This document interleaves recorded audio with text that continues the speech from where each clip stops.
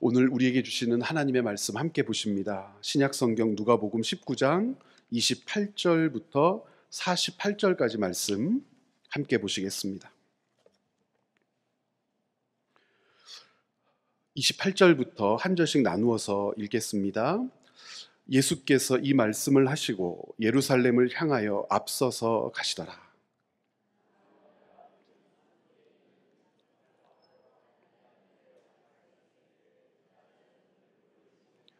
이르시되 너희는 맞은편 마을로 가라. 그리로 들어가면 아직 아무도 타보지 않은 나귀 새끼가 매여 있는 것을 보리니 풀어 끌고 오라.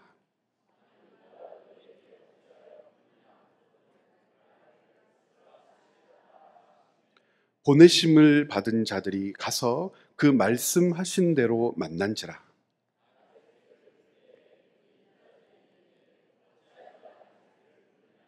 대답하되 주께서 쓰시겠다 하고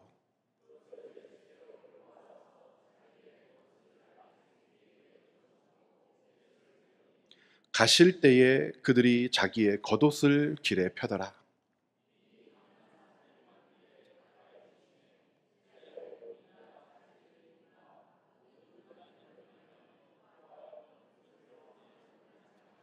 이르되 찬송하리로다. 주의 이름으로 오시는 왕이여, 하늘에는 평화요 가장 높은 곳에는 영광이로다 하니,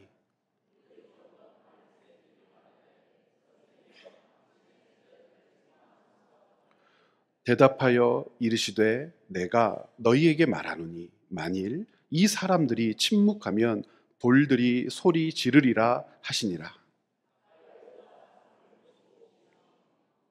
이르시되 너도 오늘 평화에 관한 일을 알았더라면 좋을 뻔하였거니와 지금 내 눈에 숨겨졌도다.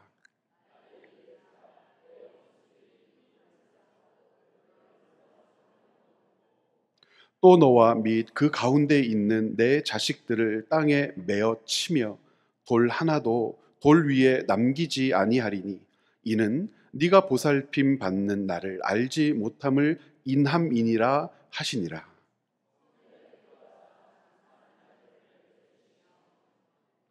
그들에게 이르시되 기록된 바 내 집은 기도하는 집이 되리라 하였거늘 너희는 강도의 소굴을 만들었도다 하시니라.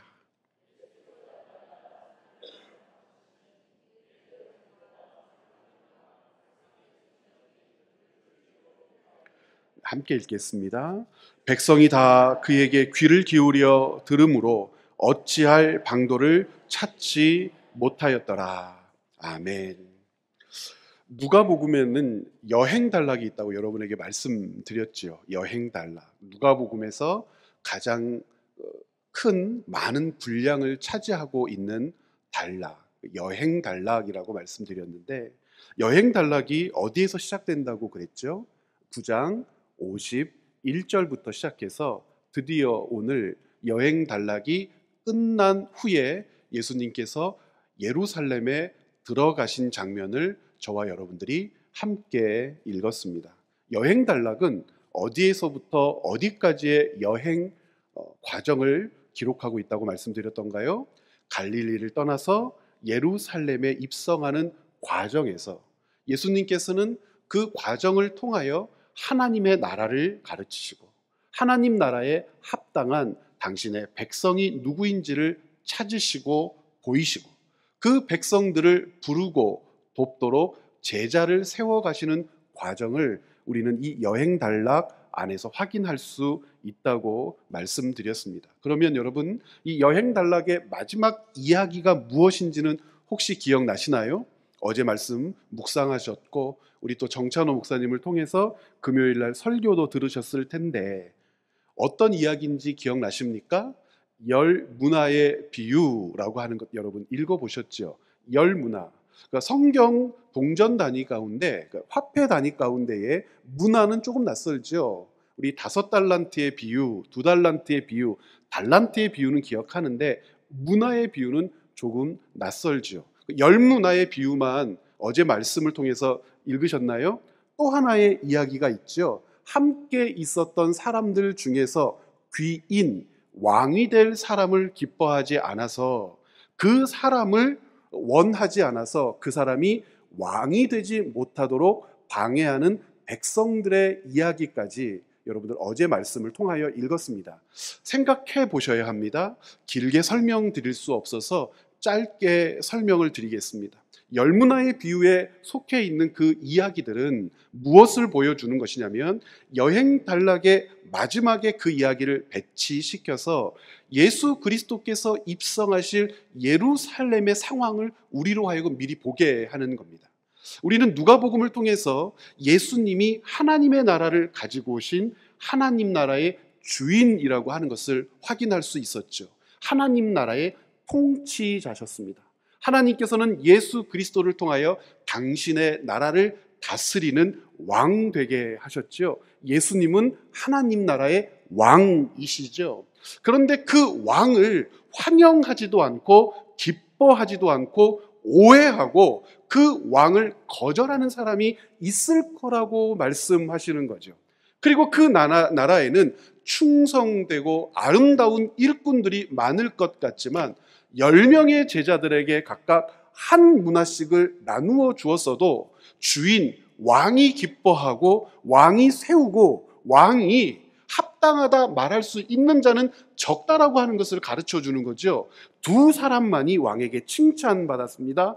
한 문화를 가지고 있었던 사람은 10문화를 남겼고 또 어떤 사람은 5문화를 남겼어요. 세 번째 사람이 찾아와서 한 문화를 수건에 꽁꽁 싸두었다가 주인님, 당신은 깐깐한 사람이고 못된 사람이고 따지기 좋아하는 사람인데 혹시라도 손실이 나면 야단 맞을까봐 그대로 가지고 있었어요 라고 하는 그 모습을 통하여 예루살렘에 있는 종교 지도자들, 하나님께로부터 일을 위임받은 사람들, 말씀을 위임받은 사람들이 어떤 사람들인지도 예상할 수 있도록 이 마지막 이야기를 들려주시죠. 그래서 지금 예루살렘에 입성한다는 것이 예수님의 심정과 달리 백성들의 심정, 제자들의 심정이 어떻게 다른가도 가늠해 주도록 미리 예고편으로 읽게 하신 이야기가 여행 단락에 있는 마지막 장면입니다.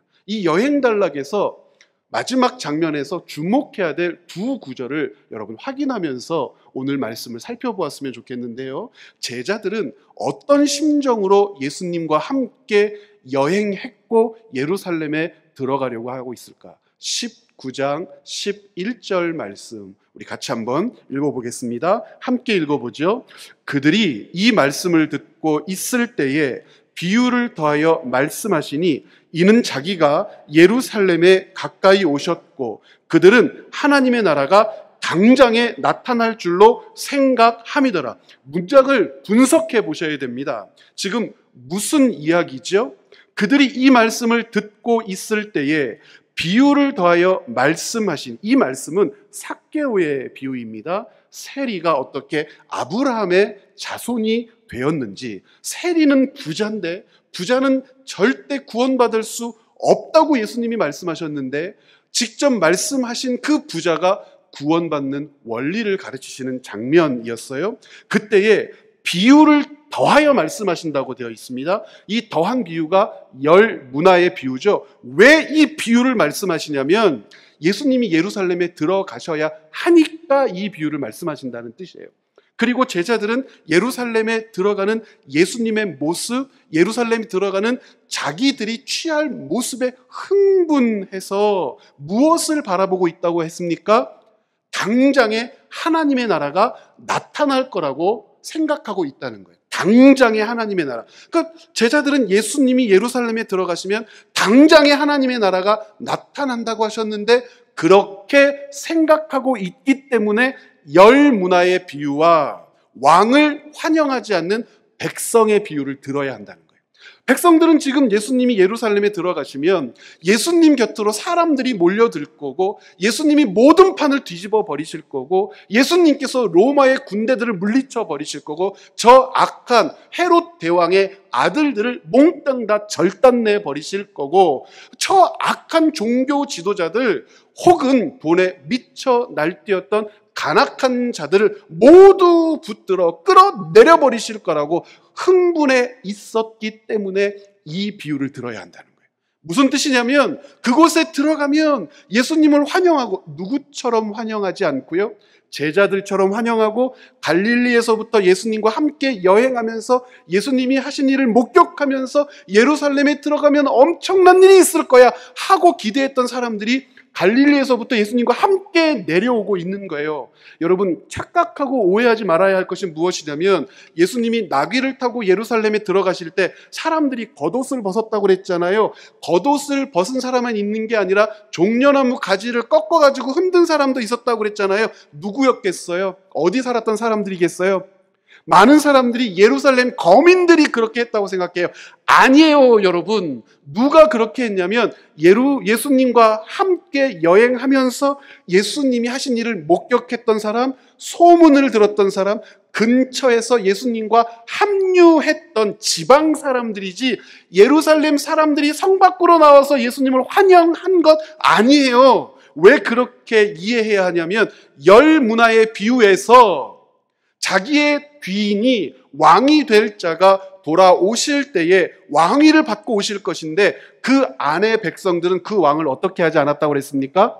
기뻐하지 않고 사랑하지도 않고 좋아하지도 않았다고 그랬어요. 19장 14절 말씀 보면 그 백성이 그를 미워하여 사자를 뒤로 보내서 우리는 그 왕을 원하지 않아요 라고까지 했다고 되어 있어요. 그럼 전체적인 맥락에서 볼 때에 예수님을 예루살렘 거민들은 어떻게 하지 않았다고 읽어도 괜찮아요? 환영하지 않았다고 읽어도 괜찮고, 겉옷을 깔았던 사람들, 종려나무 가지를 흔들었던 사람들은 예수님과 함께 멀게는 갈릴리에서부터 가깝게는 그 인방 지방에서 몰려들었던 사람들이란 말입니다.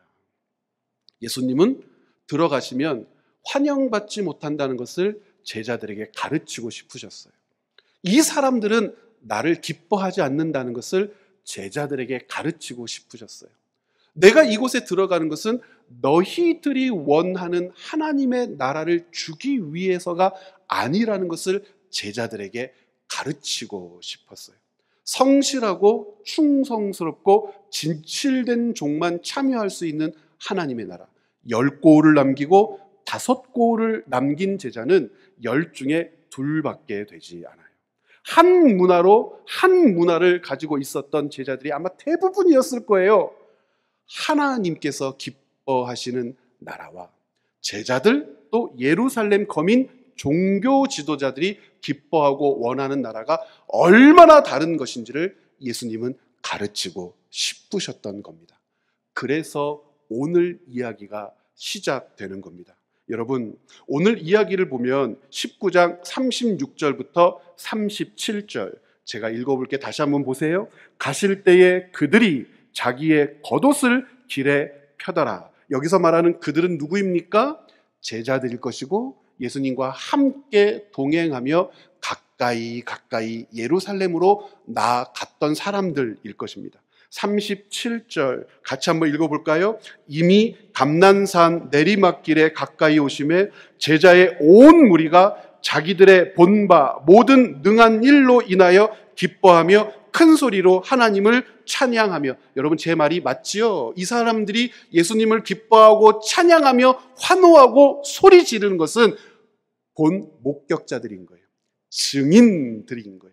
예수님이 여행 단락을 통해서 어떤 병자를 고치셨는지, 얼마나 능력 있는 말씀을 베풀어 주셨는지 자기들이 눈으로 보고 귀로 들었던 것을 기억하고 있기 때문에 기대하는 거죠. 예수님이 예루살렘에 들어가시면 왕이 되실 거야. 그래서 기뻐하고 환호하며 종려가지를 흔들고 예수님 앞에 겉옷을 깝니다. 그런데요, 그들의 반응과는 정말 다른 예상 밖의 일을 예수님께서 하세요. 여러분, 나귀 새끼를 탔다라고 하는 표현을 오늘 본문에서 여러분 3번이나 우리가 반복해서 읽었거든요. 나귀 새끼를 탔다라고 하는 것을 너무 고민하지 않고 받아들이세요. 나귀 새끼를 탔다라고 하는 것에 대하여 질문들을 하지 않으십니다. 성경 말씀 누가복음도 그렇고 오늘 본문 마가복음도 그렇고 마태복음도 그렇고 이 사실을 자세하게 기술하고 있고, 무엇을 강조하냐면 나귀 새끼를 강조하거든요. 이 포로스라고 하는 단어인데, 포논 하면서 이 나귀 새끼를 대명사로 받지 않고 바로 그 나귀 새끼라고 지목하면서 3번이나 반복해서 이야기를 해요. 그런데 왜 이게 이상한지를 우리가 생각해야 하거든요. 여러분 19장 30절 말씀 보십시오. 이르시되 너희는 맞은편 마을로 가라. 그리로 들어가면 아직 아무도 타보지 않은 나귀 새끼가 매여 있는 것을 보리라. 33절도 보면 나귀 새끼를 풀 때에, 35절도 보면은 그 나귀 새끼 위에 무엇을 깔았다고 되어 있습니까? 겉옷을 펼쳐 놓았다라고 되어 있습니다. 그런데 이 나귀 새끼와 관련되어서 가장 적확한 정보는 마태복음이 제공해요. 마태복음을 보면은요, 이 뉘앙스가 조금 달라요. 그 모습을 아주 다른 관점에서 그리고 있어요. 어떻게 그리고 있냐면 마태복음 21장 4절 보면 이렇게 전제합니다. 이는 선지자를 통하여 하신 말씀을 이루려고 나귀 새끼를 탔다. 이렇게 전제합니다. 나귀 새끼를 탔다는 건 하나님의 말씀의 성취를 보이시려고, 하나님의 말씀을 성취해 내시려고 나귀 새끼를 탔다. 그러면 어디 하나님의 말씀이냐? 정확하게 선지자의 글에 기록되어 있죠. 스가랴 9장 9절이에요. 자, 스가랴 9장 9절에 예수님이 왜 나귀 새끼를 타야 하는지 거기에서는 설명도 해줍니다. 그것을 그대로 마태가 받고 있거든요. 9장 9절은 중요하니까 같이 한번 읽어보겠습니다. 함께 읽어요. 시온에 따라 크게 기뻐할지어다. 예루살렘에 따라 즐거이 부를지어다. 보라, 네 왕이 내게 임하시나니 그는 공의로우시며 구원을 베푸시며 겸손하여서 나귀를 타시나니 나귀의 작은 것 곧 나귀 새끼니라. 3가지를 이야기하고 있죠. 공의를 펼치시는 분으로 오셨다. 구원을 베푸시는 분으로 오셨다. 그런데 그분은 겸손하시다. 스스로 낮아지셨다. 초라하게 보일 만큼, 사람들에게 주목받지 못할 만큼 당신의 외향을, 규모를, 힘을 자랑하러 들어오신 것이 아니요, 하나님의 뜻을 성취하러 오셨다. 하나님의 그 뜻을 성취하러 오셔야 했기 때문에 무엇을 타셨다는 거예요? 나귀 새끼를 타셨다는 거예요. 겸손하시기 때문에 나귀 새끼를 타셨다. 즉 하나님께서 요구하시고 명령하시고 부탁하신 당신의 말씀을, 하나님의 말씀을 성취해 내셔야 했기 때문에 나귀 새끼를 타셨다는 거예요. 여러분, 하나님의 말씀을 성취하시는데 그 성취가 공의로 나타날 것이고 백성들에게는 구원으로 나타날 것이기 때문에 예수님은 나귀 새끼를 타셨다는 거예요. 여기는 무엇이 없죠? 군주의 이미지가 없어요. 대장군의 이미지가 없어요. 초라함이 있어요. 볼품 없음이 있어요. 굉장히 어색합니다. 왜 이 장면이 굉장히 어색하냐면 마태복음 21장을 보면 이게 왜 어색한지, 얼마나 우스꽝스러운지를 예상할 수가 있어요. 21장 2절에 보면 이렇게 되어 있습니다. 여러분 한번 눈으로 따라서 꼼꼼하게 읽어주시기를 부탁드려요. 이르시되 너희는 맞은편 마을로 가라. 그리하면 곧 매인 나귀와 나귀 새끼가 함께 있는 것을 보리니 풀어 내게로 끌고 오라. 그러면 예수님께 끌고 온 나귀 새끼는 몇 마리처럼도 보여요. 보세요. 매인 것이 몇 마리입니까? 매인 나귀와 나귀 새끼. 그럼 이거는 지금 어떤 나귀와 어떤 나귀가 함께 있다는 뜻입니까? 엄마 나귀와 새끼 나귀가 함께 있다는 뜻이에요. 그러니까 엄마 나귀와 새끼 나귀 2마리가 메어져 있는데 그 나귀 2개 중에서 새끼 나귀를 풀어오라고 읽을 수도 있고, 마태복음을 보면 새끼 나귀를 지목할 때에는 예수님이 타셨을 때를 중심으로 지목하는 것이고, 풀어오라 할 때에는 어떻게 하질 않았어요? 지목하지를 않은 것으로 와, 지금 어미 나귀와 새끼 나귀 2마리를 함께 풀어온 것으로 읽을 수도 있단 말입니다. 왜 이렇게 읽어야 되냐면 성경에서 강조하는 것, 나귀 새끼를 통하여 강조하고 싶은 것, 스가랴 9장에서는 예수님의 어떤 모습을 우리로 읽게 하기 위함입니까?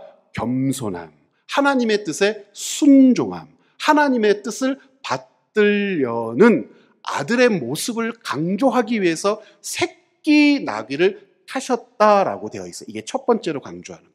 두 번째, 복음서에서 우리가 읽은 누가복음도 그렇고 마가복음에서 강조하고 싶은 것은 단 한 사람도 타보지 않은 나귀예요. 그렇죠?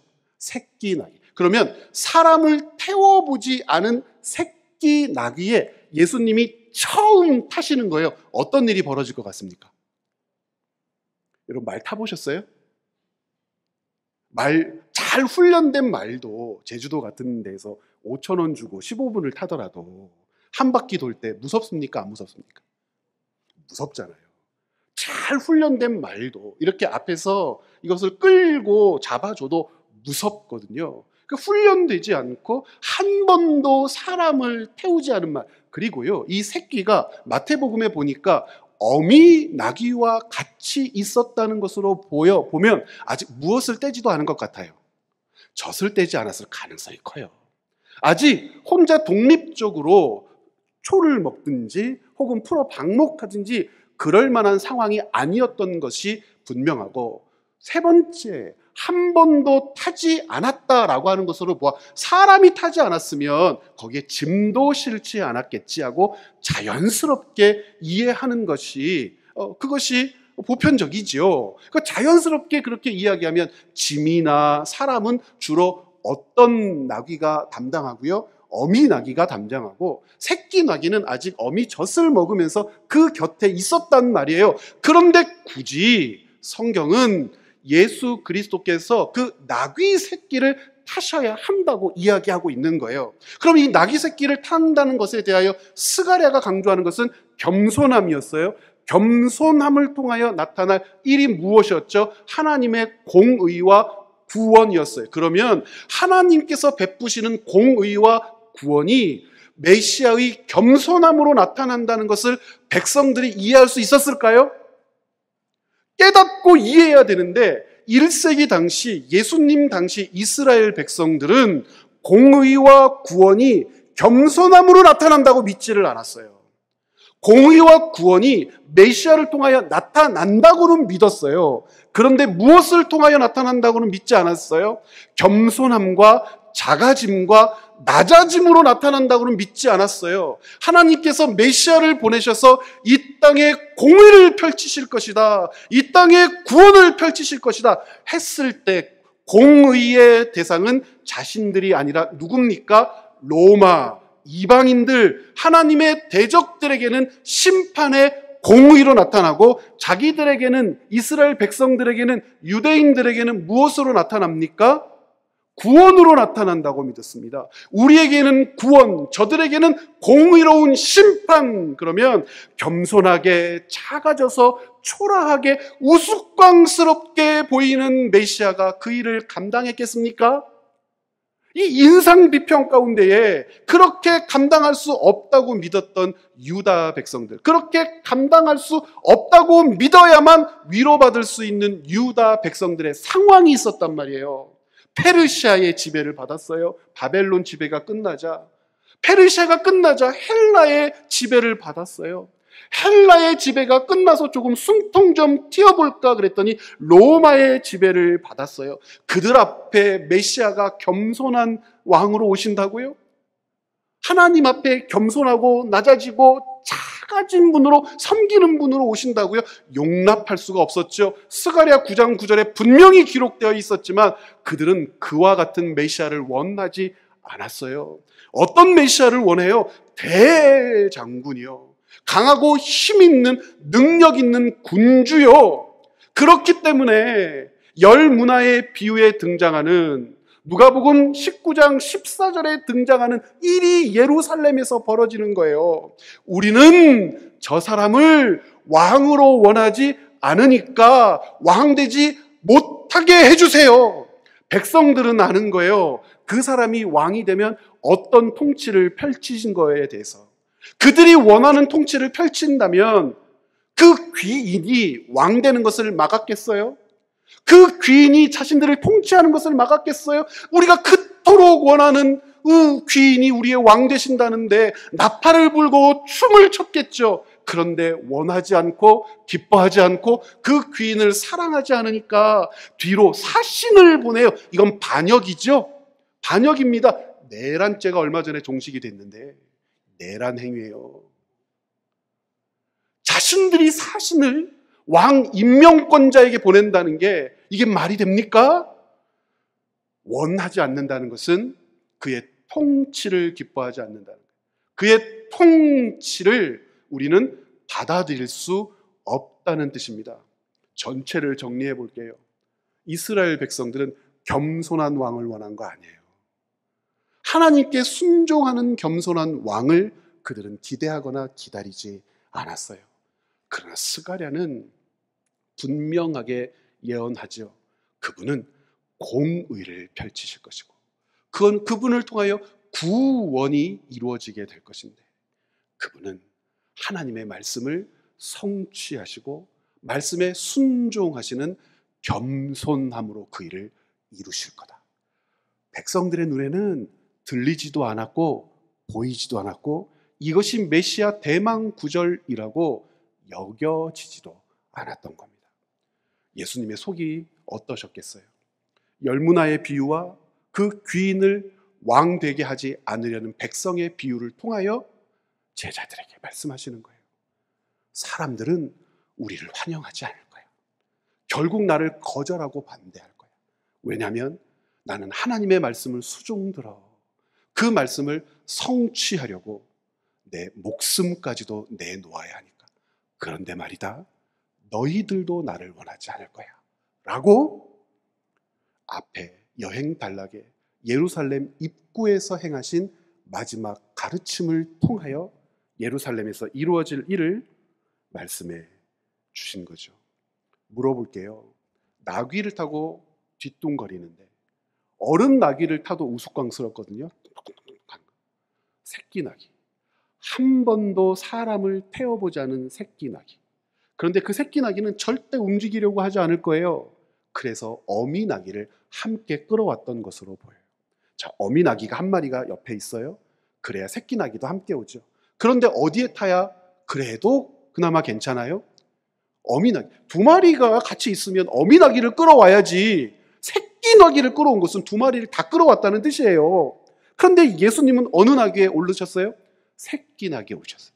어미 나귀를 붙들고 있고 새끼 나귀를 탔어요. 어미 나귀는 다리도 길고 등치도 커서 옆에 옷 써 있을 거예요. 새끼 나귀는 작잖아요. 그러면 예수님 옆에 어미 나귀는 뚜벅뚜벅 걸어가고 새끼 나귀는 쫄랑대면서 걸어가요. 이 모습이 메시아 왕 통치자로 어울립니까?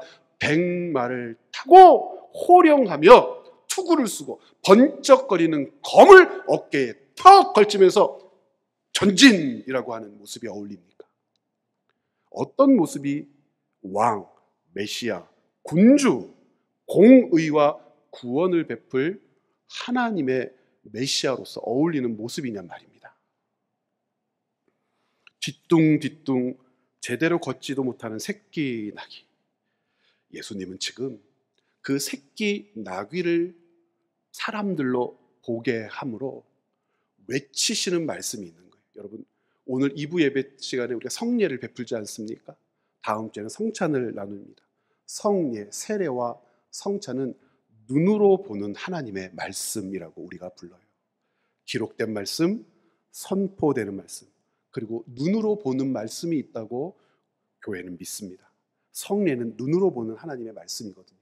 지금 예수님은 예루살렘 백성들과 가장 가까이에 있는 제자들과 갈릴리에서부터 유월절을 앞두고 예루살렘을 방문하려고 했던 그 많은 유대인들로 하여금 무엇을 보게 하시는 겁니까? 하나님의 말씀을 보게 하시는 것이 새끼 나귀를 타시는 거예요. 그런데 그 새끼 나귀를 타고 백성들이 깨달아야 할 것은 무엇이죠? 우리가 기다렸던 메시아는 하나님의 말씀을 수종드는 분이야. 겸손하신 분이야.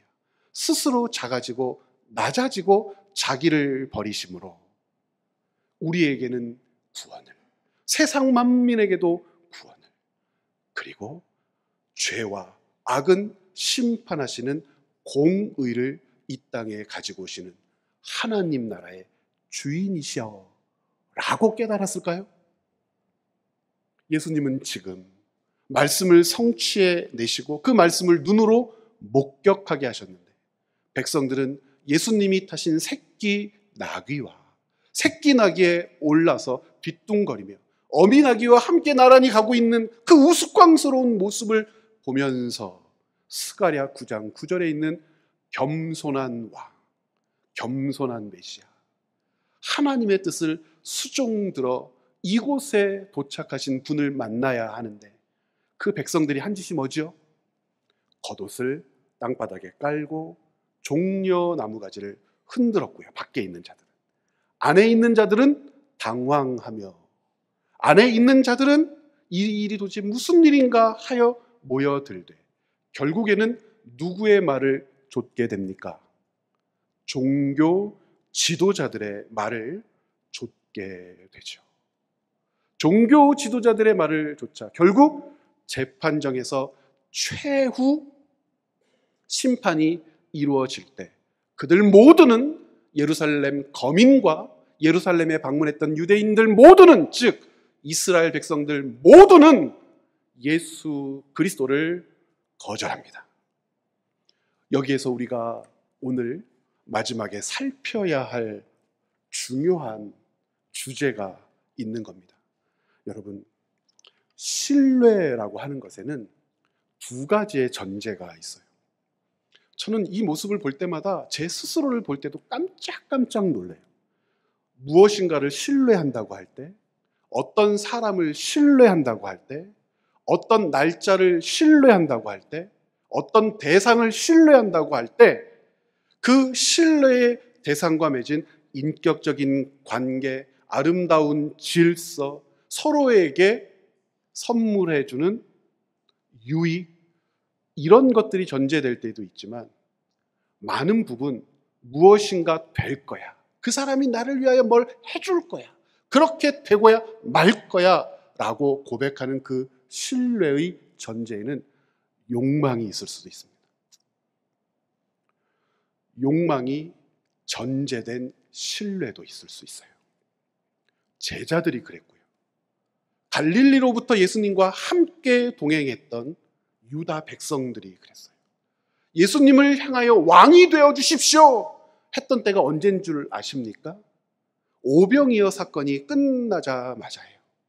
5,000명이나 되는 사람들이 떡과 물고기로 배부른 다음에 하나님을 찬미하고 무슨 뜻인가 살핀 것이 아니라 예수님을 붙들어 왕 삼으려고 했어요.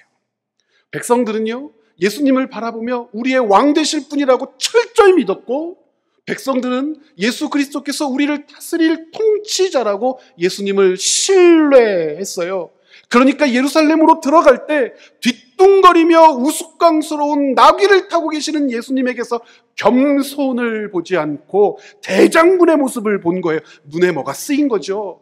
그 뒤뚱거리는 모습을 보면 웃어야 되거든요. 도대체 메시아가 왜 저 모양이지? 야, 메시아가 왜 저렇게 뒤뚱거리면서 어미나귀도 아니고 새끼나귀를 타고, 어미나귀는 걷게 하고 새끼나귀 저 힘들고 낑낑대는 새끼나귀 등에 올라타서 다리가 아마 땅에 닿으려고 했을지도 모르겠어요. 새끼나귀가 걷는 것인지 예수님이 걷는 것인지 모르는 그 모습을 하고 예루살렘 성으로 들어가냐고 질문을 해야 되는데 눈에 뭐가 쓰이잖아요. 욕망이 전제되잖아요. 그 모습도 신뢰해요. 우리를 위한 대장군이야. 저 품에서 대검이 나오겠지? 솔로몬의 행각에서 이제 검을 뽑아 외치실 거야. 천군과 천사여, 저 로마의 악한 병들의 목을 베어라. 이제 그러실 거라고 믿는 거예요. 예수님 앞에 깔아놓았던 겉옷은 욕망의 겉옷이에요. 예수님이 지나가시는 길에서 흔들었던 종려나무는 그들의 욕망의 표출이에요. 나를 위하여 일하실 거야. 나를 도우실 거야. 그쵸? 그들을 위하여 일하고 도우시겠죠. 방법이 달라요. 어떻게 해요? 칼로요? 창으로요? 방패로요? 힘으로요? 군대로요? 무기로요? 아니요. 겸손과 사랑과 순종과 평화로요. 그런데 백성들에게 겸손과 사랑과 순종과 평화는 원하지 않는 방식인 거예요. 우리를 위하여 싸울 대장군의 모습은 그런 모습이 아닌 거예요. 누가 우리를 위하여 겸손하게 일하래? 누가 우리를 위하여 사랑으로 일하래? 누가 우리를 위하여 평화를 전하래? 누가 우리를 위하여 순종하래? 우리를 위하여 일하시는 것은 검을 뽑아야지. 우리를 위하여 일하실 때는 목을 다 잘라버려야지. 우리를 위하여 일하실 때는 그 일의 전리품들을 스뿡 우리에게 나눠줘야지. 도대체 저 인간이 메시아가 되어서 우리를 위하여 어떻게 일하겠다는 거야? 뺨이나 맞고 침뱉음이나 당하고 가시관이나 쓰고 피나 줄줄 흘리고 십자가를 지고 가다가 쓰러졌다가 자기 십자가도 제대로 지지 못하고 죽을 때에는 끽소리도 하지 못하고 죽는구나. 누가 그분의 모습을 통하여 자기들이 고백했던, 환호했던, 겉옷을 깔았던 메시아라고 여기겠습니까? 욕망이 전제된 신뢰의 결말이 그런 거예요. 그리스도인의 신앙에서 경계하며 경고하며 두려워해야 할 이 신앙, 믿습니다라고 하는 고백은 이런 것입니다. 우리의 욕망이 전제될 때도 하나님을 신뢰할 수 있어요. 내가 원하는 것을 하나님은 들어주실 거야. 그 기간 동안 하나님에 대한 신뢰가 얼마나 깊은지 몰라요. 새벽에도 기도하고 저녁에도 기도하고 밥도 안 먹고 기도하고 있는 돈 다 갖다 바치면서 기도하고 하나님은 내가 원하는 것을 들어주실 거야 라고 하는 그 강한 기대로 하나님을 섬길 때 우리의 모든 것을 쏟아부어도 아깝지 않은 그 전적인 신뢰를 보여요. 그런데 하나님이 우리의 욕망을 꺾어버리시잖아요. 그 욕망의 방향에 담을 세워버리시잖아요. 그 욕망이 나타나지 못하도록 하나님이 우리가 원하고 만들어온 길을 흩어버리시잖아요. 그때는 믿음도 없고 신뢰도 없고 사랑도 없어요. 헛믿었다고 얘기합니다. 즉 열문화의 비유에 나오는 하나님을 오해한 한 문화를 수건에 감쌌던 자처럼 그 귀인이 왕 되기를 원하지 않아서 뒤로 사신을 보냈던 악한 백성들처럼 순식간에 내란을 꾀하고 하나님을 배반할 거란 말입니다. 우리가 하나님을 신뢰하고 하나님을 믿는다고 할 때 여러분 무엇을 가지고 무엇을 품고 하나님을 믿는다고 고백하는지 평생 점검해 가셔야 합니다. 하나님을 신뢰합니다라고 하는 말은 무서운 말이에요. 무엇을 신뢰한다는 뜻입니까? 통치를 신뢰한다는 것이지 내가 원하는 것을 들어주실 분으로 신뢰한다는 뜻이 아니에요. 통치를 신뢰하면 내가 원하는 것을 흩어버리실 수도 있고 무효화시킬 수도 있고 내가 원하는 것을 감춰버릴 수도 있고 멀리 밀어버릴 수도 있고 내가 원하는 모습이 삼각형이라면 동그라미로 만들 수도 있는 하나님. 하나님의 통치를 신뢰한다는 것은 바로 그와 같은 것입니다. 그런데 여러분, 그와 같은 신뢰를 하나님께 보일 수 있겠습니까? 내가 원하는 것은 동그라미인데 하나님이 세모로 만들어 버리셨어요. 내가 원하는 것은 꽃길인데 사방에 가시덩굴을 심어 놓으셨어요. 내가 원하는 것은 찬란함인데 내가 서 있는 자리는 어두칙칙한 자리예요. 하나님을 신뢰할 수 있겠습니까? 욕망이 전제되면 신뢰할 수 없지만 우리의 신뢰가 하나님의 통치를 신뢰하는 것이라고 깨닫고 믿고 붙들면 하나님에 대한 신뢰의 고백은 우리의 욕망을 완성할 그 뜻에 대한 기도나 외침이 아니라 나를 통치하고 다스리는 그 하나님이 나에 대하여, 우리에 대하여, 이 땅에 대하여 언제나 옳고 선하다고 믿는 신뢰일 줄 믿습니다. 마지막 단락을 제가 읽으면서 오늘 말씀을 마무리하겠습니다. 눈으로 함께 봐주시죠. 하나님을 신뢰한다는 것은 그래서 하나님의 섭리, 즉 통치를 신뢰한다는 것이지 내 뜻을 들어주고야 말 것을 확신한다는 것이 아닙니다. 그러므로 하나님께 대한 신뢰는 언제나 순간순간 나타나는 결과보다 앞서요. 결과 때문에 하나님을 신뢰하는 것이 아니라 그분이 하나님이기 때문에 우리는 하나님을 신뢰하는 것입니다. 하나님은 당신의 백성이 욕망이 전제된 신뢰에서 벗어나 하나님에 대한 바른 지식과 교제가 전제된 신뢰로 나오기를 원하십니다. 그래서 뒤뚱거리는 나귀 새끼를 타신 예수님의 뒷모습을 보고 환호하고 겉옷을 깔고 종려나무 가지를 흔드는 자가 아니라 질문해야 돼요. 뒤뚱거리는 나귀 새끼를 타고 예루살렘으로 들어가는 예수님 보고 소리 지르고 환호하는 사람들을 보며 이상하게 생각해야 돼요. 저건 우스꽝스러운 모습이야. 저것은 우리가 기대하는 메시아의 모습이 아니야. 그런데 예수님은 왜 그렇게 일하실까? 그리고 하나님의 뜻이 펼쳐질 장면을 기대해야 하는 거예요. 왜 하나님은 지금 내가 서 있는 이곳을 어둡게 하셨을까? 하나님은 왜 지금 나로 울게 하실까? 도대체 이 염려와 고민은 언제 끝나지 않은 걸까? 하나님이 나를 인도해 가고 계신다면 뒤뚱뒤뚱 나귀 새끼를 타신 모습으로 나를 위하여 일하신다는 것이 무엇인지 묻고 하나님을 신뢰하게 되는 그 온전하고 바른 믿음 위에 우리가 서야 하지 않겠습니까? 그런 주의 백성들로 계속해서 성장해 가기를 간절히 소원합니다. 함께 기도하시겠습니다.